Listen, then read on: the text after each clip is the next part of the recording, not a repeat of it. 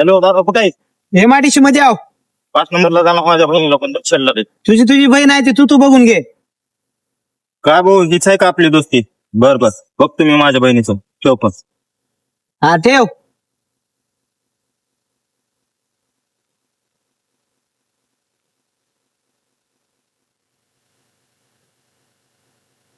हे घे तायडे.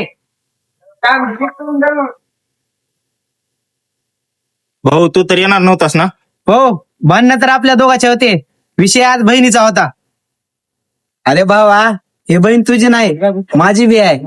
तुझ्यासाठी नाही आलो, ह्या माझ्या बहिणीसाठी आलो. सॉरी यार, मी तुला चुकीचं समजलं, माफ कर मला.